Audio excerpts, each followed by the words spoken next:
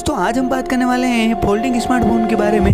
जी दोस्तों, folding smartphone की बढ़ती लोकप्रियता को देखते हुए मंगलवार को साउथ कोरियाई टेक कंपनी सैमसंग ने अपने लेटेस्ट फोल्डेबल फ़ोन को पेश कर दिया। कंपनी ने इसे सैमसंग डेवलपर्स कॉन्फ्रेंस में कॉन्सेप्ट मॉडल के तौर पर पेश किया। इसकी खासियत यह है कि इसे हॉरिजॉन्टली फोल्ड किया जा सकता है।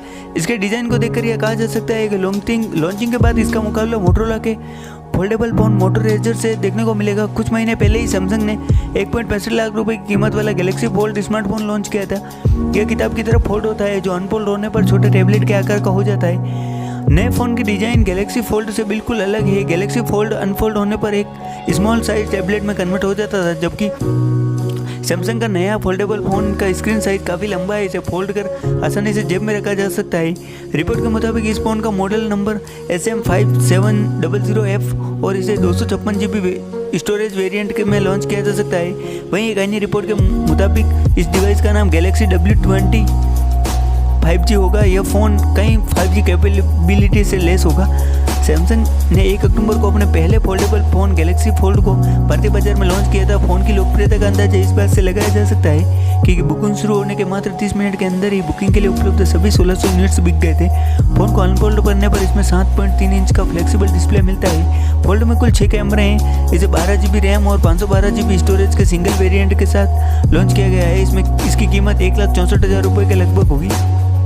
और दोस्तों, अगर गैलेक्सी फोल्ड के बेसिक स्पेसिफिकेशन की बात करें तो इसके डिस्प्ले साइज़ की अगर बात करें तो जब ये फोल्ड रहेगा तब इस पर इसका डिस्प्ले साइज 4.6 इंच होगा और सुपर एमओएलईडी है इसमें, और 720x1680 पिक्सल रिजोल्यूशन होगा डिस्प्ले का। और अनफोल्ड होगा तो जब यह 7.3 इंच के डिस्प्ले होगा इसका, और डायनामिक एमओएलईडी काम करेगा। 1536x2152 पिक्सल रेजोल्यूशन होगा इसका। और ऑपरेटिंग सिस्टम की बात करें तो इसमें एंड्रॉइड 9 पाई ऑपरेटिंग सिस्टम काम करेगा।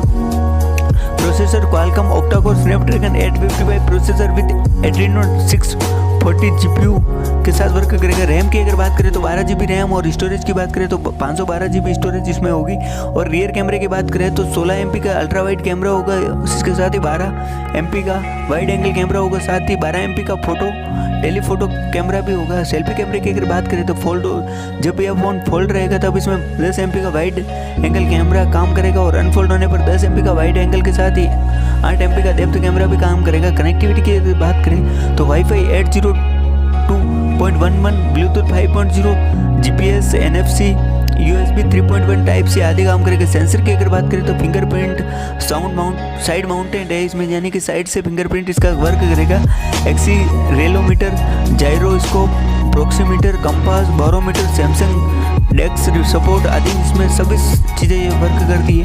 बैटरी की अगर बात करें तो 4235 mAh की बैटरी है। डायमेंशन की अगर बात करें तो फोल्ड होने पर इसका डायमेंशन 160.9 × 62.9 × 15.5 mm वर्क डायमेंशन रहेगा। इसका अनफोल्ड होने पर 160.9 × 117.9 × 6.9 mAh इसका डायमेंशन रहेगा। और अगर वजन की बात करें तो इसकी 263 ग्राम का इसका वजन है। तो दोस्तों, बहुत ही शानदार फ़ोन है जो यह अब लॉन्च किया गया है सैमसंग के द्वारा। अगर देखना यह होगा कि भारतीय बाजार में इसकी मांग तो वैसे भी पहले जो गैलेक्सी फोल्डेबल मोबाइल आया था उसकी भी डिमांड बहुत अधिक रही थी भारत में, तो इस मोबाइल की कैसे भारत में डिमांड रहती है देखने की बात यह होगी। और ये कब तक लॉन्च होता है, इसकी तारीख अभी तक